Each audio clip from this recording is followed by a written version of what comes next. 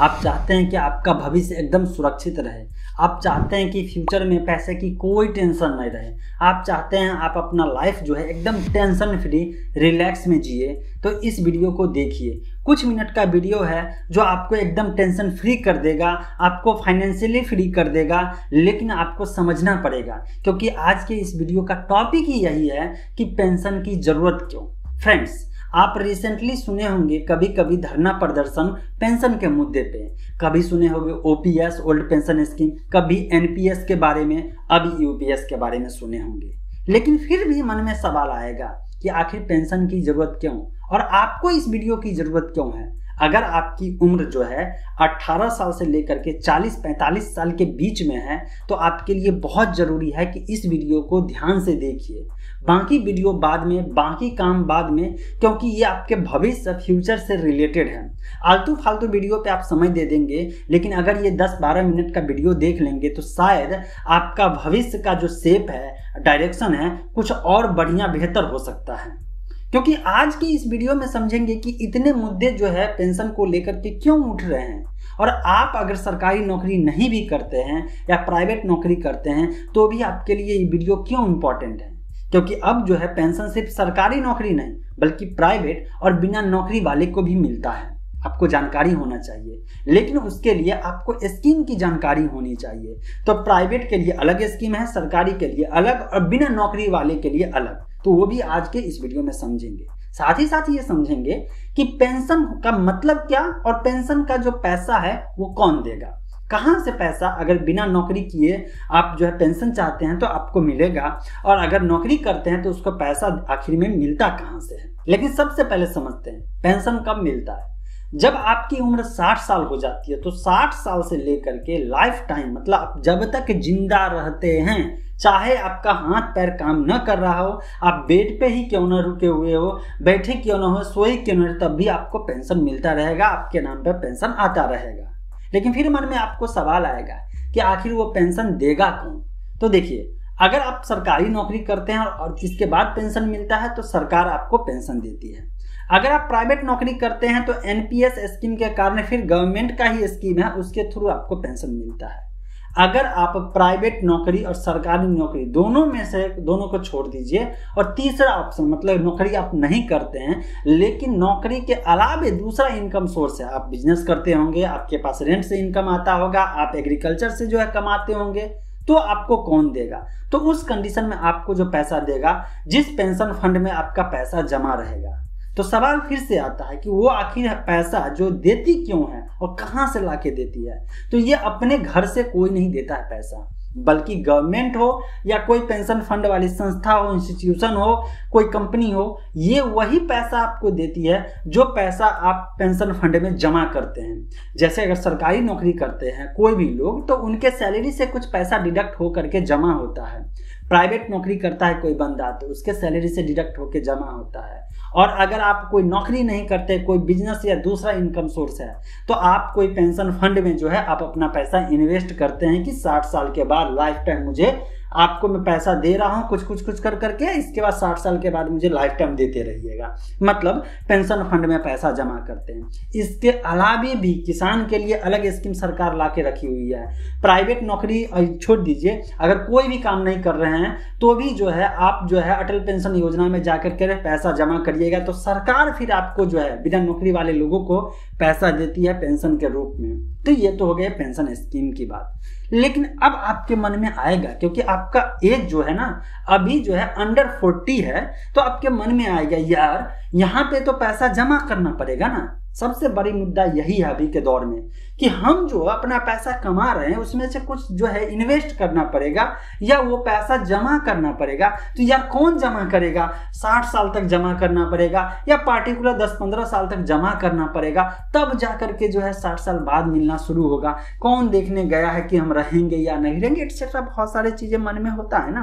क्योंकि इस वीडियो का टॉपिक जो है यही है कि पेंशन की जरूरत क्यों है, यही तो समझना है कि हमें और आपको जो है अगर कम एज है तो अभी ही क्यों समझना जरूरी है कि पेंशन की जरूरत क्यों पड़ेगी 60 साल के बाद। इसलिए पड़ेगी क्योंकि अगर अभी आपका एज 18 से 40 के बीच में हो रहा है तो आपके अंदर जोश है, एनर्जी है, अभी आप स्टेबल और स्ट्रांग है। कहाँ कहाँ से स्ट्रांग है? मेंटली स्ट्रांग है, फिजिकली स्ट्रांग होइएगा और पैसे से भी मजबूत होइएगा। क्यों? क्योंकि हो सकता है कि अभी आपकी शादी नहीं हुई होगी, अगर हुई भी होगी तो बाल बच्चे होंगे या नहीं होंगे, अगर होंगे भी तो बच्चे छोटे छोटे होंगे। ये सारे लोग आपकी बात मानते होंगे। अभी लगता होगा कि मेरा ही सिर्फ राज चलता है घर में, राइट?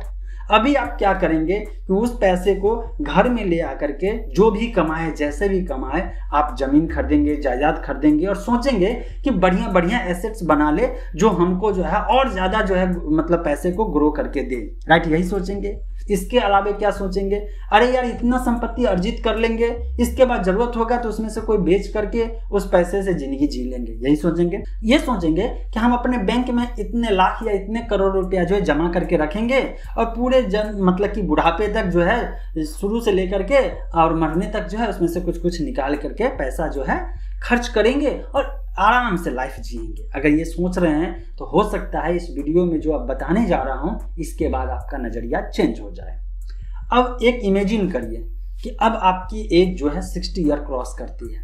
जैसे ही 60 साल होगा आपका उम्र, उसके बाद जो है आपके जो बच्चे होंगे उसके भी बच्चे हो चुके होंगे, उनकी शादी हो चुकी होगी, आपके घर में बहू होगी और भी फैमिली मेंबर बढ़ चुके होंगे, उनके भी एक्सपेंस होंगे, उनके भी खर्चे होंगे, उनके भी शौक होंगे। उन पे जो है आने वाले समय में इन्फ्लेशन और महंगाई इतना बढ़ता चला जाएगा। याद करिए कि हमारे जो बुजुर्ग लोग हैं उनके समय में कम पैसा में जिंदगी बेहतर जिया जा सकता था। अभी के समय में अगर आप छोटे मोटे शहर में रह रहे हैं तब तो जो है 15, 20, 50 हजार में जिंदगी कट जाएगी, लेकिन जो बड़े शहर में रह रहे हैं जिनका सैलरी 4 लाख, 5 लाख, 8 लाख रुपया भी महीना है, उनका भी काम नहीं चल रहा है, उनका बेसिक नीड में उनको सोचने पर मजबूर होना पड़ रहा है। तो आने वाले समय में महंगाई बढ़ेगी तो आपके जो बच्चे का खर्चा बढ़ेगा। तो इस कंडीशन में अब होगा क्या कि आप जो संपत्ति अर्जित किए हैं ना, वो बाय डिफॉल्ट वो सोचेंगे ये उनका हो गया। अब आपकी एज जब ज्यादा होगी तो आपका शरीर कमजोर होगा, मेंटल स्थिति कमजोर होगा। हो सकता है कुछ बोलना है, कुछ के बदले कुछ और बोल दीजिएगा, इस पे वो बाल बच्चे गुस्सा जाएंगे। जो नहीं बोलना चाहिए वो भी बोल दीजिएगा। इसके अलावा जो अर्जित करता है, जो संपत्ति बनाता है, उसके मन में मरते दम तक रहता है कि मैंने अपने दम पे ये सब चीज अर्जित किया है, कुछ नहीं था, सब कुछ अर्जित किया है। अब उस पर कोई और हुकूमत चलाने आता है तो घर में विवाद होता है, घर में जो है एकदम अशांति फैल जाता है, विवाद बढ़ जाता है। तो जिसके कारण होगा क्या, अब आपके बच्चे आपसे जमीन ले लेंगे। अगर उस जमीन को सेल किए और पैसा आया वो भी छीन लेंगे या मजबूर कर देंगे आपसे पैसा निकलवाने के लिए। अगर आप उस पैसे को बैंक में रखे हुए हैं और पता चल गया, अब तो डिजिटली धीरे धीरे सब कुछ कनेक्ट हो रहा है आधार से, तो पता तो कर लेंगे क्योंकि आपको रहना ओवरऑल बच्चे के साथ है या उसी घर में। वो एक अपवाद छोड़ देते हैं लेकिन 99% के साथ यही होगा कि उसी घर में वो रहेंगे। जब ये कंडीशन बनेगा तो उनको पता चलेगा कि आपके बैंक अकाउंट में जो है लाख या करोड़ में पैसा है, मतलब लाख में 10 लाख, 20 लाख, 50 लाख जो भी सेविंग है, जिसको सोच के रखे हैं कि मरते दम तक उसमें से खर्च करेंगे, वो पैसा वो विड्रॉल करने पर मजबूर कर देंगे। क्योंकि उनके मन में आ गया है कि ये पैसा रखा हुआ है और उनको कुछ जरूरत है, क्योंकि उनके भी सपने हैं। अब उनका जो है एज हो चुका है 80 to 40 के बीच में, तो उनकी जरूरत बढ़ गई है, उनके अंदर भी लालच है और सारा खेल लालच का होता है ना। अब क्या होगा यहाँ पे कि आपके हाथ से संपत्ति भी मजबूरी में देना पड़ेगा कि बच्चे की खुशी के लिए, ताकि आपके साथ अच्छा बिहेव करे, और अगर सेविंग है तो वो भी लेके चले जाएंगे। लेकिन जैसे ही संपत्ति उनके ऊपर ट्रांसफर हुआ या उनका अधिकार हुआ, इसके बाद क्या होगा पता है? इसके बाद फिर से वही रिपीट होगा। अब आपकी देखभाल नहीं होगा, अब क्या करेंगे आप? लेकिन जरा यहाँ पे सोचिए कि उस कंडीशन में जाके जो पछतावा होगा, मतलब कि अभी मैंने आपको एक इमेजिनेशन करने के लिए कहा कि अगर आपकी एज जो है 60 क्रॉस करता है तब क्या होगा। तब अभी के एज में ना सोचेंगे कि यार 18 साल से लेकर के 40 के बीच में ही कोई मुझे बता दिया होता और मैं अगर उसी कमाई में से पैसा, मतलब बच्चे का बेसिक नीड, घर चाहिए बच्चे के लिए, जो कि एक पिता का एक जिम्मेदारी होता है कि अपने बच्चे के लिए कमा करके, मेहनत करके, जैसे भी हो एक घर बना दे, घर दे और खाना का व्यवस्था कर दे, कपड़ा दे, एक उम्र तक, है ना। तो ये बेसिक नीड पूरा के बाद जो है संपत्ति ज्यादा अर्जित और लालच में न पड़ के बल्कि जो कमाए हैं उसमें से कुछ परसेंटेज जो है पेंशन स्कीम में लगा दिए होते तो आज जो है 60 इयर्स के बाद किसी के भरोसे नहीं बैठना पड़ता। अब समझ में आया पेंशन स्कीम की जरूरत क्यों है, पेंशन फंड की जरूरत क्यों है और पेंशन की जरूरत क्यों है। क्योंकि आपका ही पैसा आपके कंट्रोल से बाहर हो जाएगा, आपका संपत्ति आपके कंट्रोल से बाहर हो जाएगा, आप बार बार लड़ने नहीं जाइएगा। और अगर एक जगह सारा पैसा है तो उस पैसे को ही आपके फैमिली मेंबर लेके चले जाएंगे और मोह माया का चक्कर आप कुछ कर नहीं पाएंगे।